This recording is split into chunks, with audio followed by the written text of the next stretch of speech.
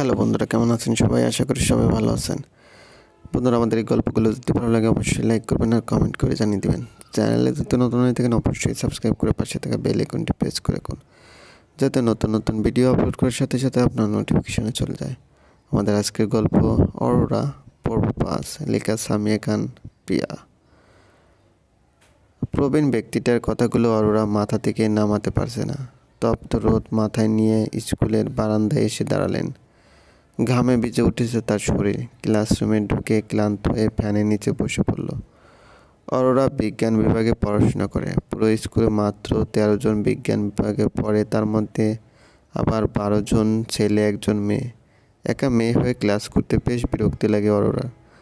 ছেলেগুলো ভদ্র হওয়ায় যা শান্তি রয়েছে তার উপর আসে না নিয়মিত। গ্রামের স্কুলে সচরাচর যা হয় এখানেও তাই। নিয়মিত ছাত্রবৃন্দরা আসে না, তবে অরোরা ব্যতিক্রম। সে রোজ স্কুলে আসবে এবং তার জন্য হলেও স্যার বা ম্যাডামের ক্লাসরুমে আসতে হয়। আজকে 2 জন ছেলে ব্যতীত আর কোনো ছেলে আসেনি।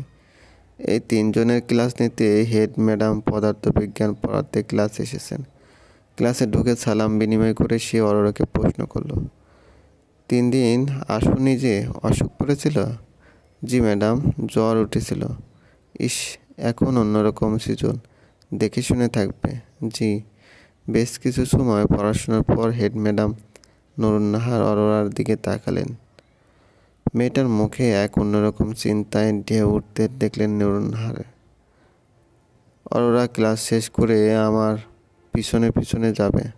ঠিক আছে। ক্লাস শেষে নুরুন্নাহারের পিছনে পিছনে গেলেন অরোরা। নিজের কক্ষে নিয়ে সামনের চেয়ারে বসতে বললেন অরোরাকে। তুমি কি কোনো কিছু নিয়ে খুব চিন্তিত? অরোরার জীবনে গুরুত্বপূর্ণ একজন ব্যক্তি হলো নুরুন্নাহার। তার কাছে সে কখনো কিছু লুকায় না। আজকে রাস্তাতে আসার সময় প্রবীণ লোকটার কথা বলা কথাগুলো সব বলেন। সব শুনে নুরুন্নাহার একটু হাসলেন। তুমি ভাবছো এটা সত্যি হবে? আমি তো ভাবছি না ম্যাডাম, কিন্তু সত্যি হতেও পারে। কিছু একটা ছিল তার লোকটার কথায়। ঠিক হতেও পারে। শোনো অরোরা, হওয়া আর হতে পারে এর মধ্যে বিস্তর পার্থক্য। সেটা কি মানো? আগেকার প্রবীণ কিছু লোক ছিল যারা অনেক কিছু বলে দিতে পারতেন। এ লোকটাও হবে এরকম কেউ।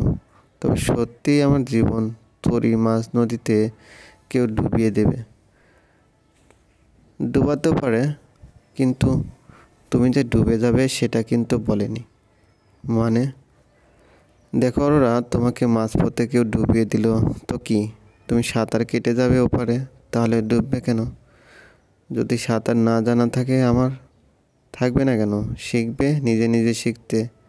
তোমাকে বাঁচাতে দ্বিতীয় নৌকা নাও আসতে পারে। তবে কি তুমি জলে ডুবে যাবে? না তো ডুববো কেন? ঠিক নিজেকে গড়ো, যাতে কেউ ডুবালেও তুমি সাঁতরে চলে যেতে পারো। নিজের জীবন নিজে হও। দেখবে তোমাকে কেউ আটকাতে পারে না। মনে রাখবে তুমি তো অরোরা, তাই না? মনে রাখবো আমি। কিছু খাওনি তাই না? অপেক্ষা করো। নুরুন্নাহার পিয়নকে কিছু খাবার আনতে বলে পুনরায় নিজের চেয়ারে বসলেন। গ্রামের স্কুল হওয়ার দরুন একটা পিরিয়ড মিস করলে অরোরা কিছু হবে না। পিয়ন চা আর পাউরুটি নিয়ে এলে তা অরোরার দিকে এগিয়ে দিলেন। ম্যাডাম, শুনেছ কাণ্ডটা? কি ম্যাডাম? মৌলভী সাহেবের ভাতিজার কথা। অনেক বড় ফ্যাক্টরি বানাচ্ছে গ্রামে। চায়ে চুমুক বসিয়ে অরোরা বলল, আমি তাকে কখনো দেখিনি। দেখবে কিভাবে? তুমি তখন ছোট, যখন সায়ন বিদেশ চলে গেল। সেই ছোট্ট সায়নটা আজকে কত বড় হয়ে গেল। কি করে সে? কানাডার টপ বিজনেসম্যান, অথচ জন্মায় গ্রামে। পুরো হিরে ছেলেটা। ও আচ্ছা, গ্রামে বেকারত্ব কমবে। আপনি সুন্দর করে স্বপ্ন দেখতে পারেন ম্যাডাম। কেন তুমি পারো না? আমার হয় না। স্বপ্ন দেখতে শেখো সাহেবান। একটু দেখেই দেখো না, পূরণ হতে পারে। হতে পারে আর হবে, এর মধ্যে বিস্তর পার্থক্য। অরোরার কথা শুনে হো হো করে হেসে উঠলেন নুরুন্নাহার। ফুটন্ত গরম পানিতে 1 টুকরো আদা কুচি কুচি করে ছেড়ে দিল ইমতিয়াজ। তার মধ্যে এলাচ লং দিয়ে পানি কিছুটা ফুটিয়ে চা পাতা দিয়ে নামিয়ে নিলেন।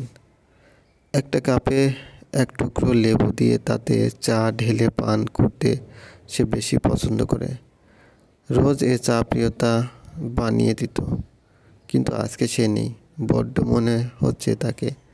চায়ের মগ নিয়ে সোফায় বসে ইমতিয়াজ বৈশাখীকে কল করলো। মেয়েটার সাথে সারাদিন কোনো কথা হয়নি। আপনি ঠিক আছেন তো ডাক্তার সাহেব? না, আমি সিক। এক মিনিট, আপনি সিকের বাংলা বলতে পারেন না?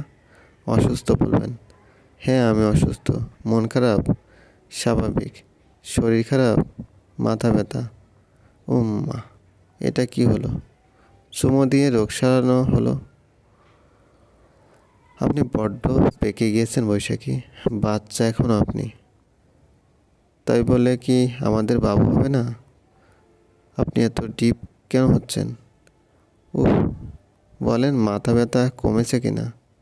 উফ, আরও বেড়ে গেল। ফোন রাখেন। ইমতিয়াজ ফোন রেখে দিল। বড্ড মাথা ব্যথা করছে তার। ফোনটা আবার বেজে উঠল তার। হাতে নিয়ে দেখলো সীমা কল করেছে। রিসিভ করতেই অপাশ থেকে বলল, আমি মরে যাব ইমতিয়াজ। ওই সিগারেট খোরটার জন্য মরে যাব। চলবে। গল্পটি ভালো লাগলে অবশ্যই লাইক করবেন, কমেন্ট করে জানিয়ে দেবেন। চ্যানেলে যদি নতুন হয়ে থাকেন অবশ্যই সাবস্ক্রাইব করে পাশে থাকা বেল আইকনটি প্রেস করে রাখুন। ধন্যবাদ, ভালো থাকবেন।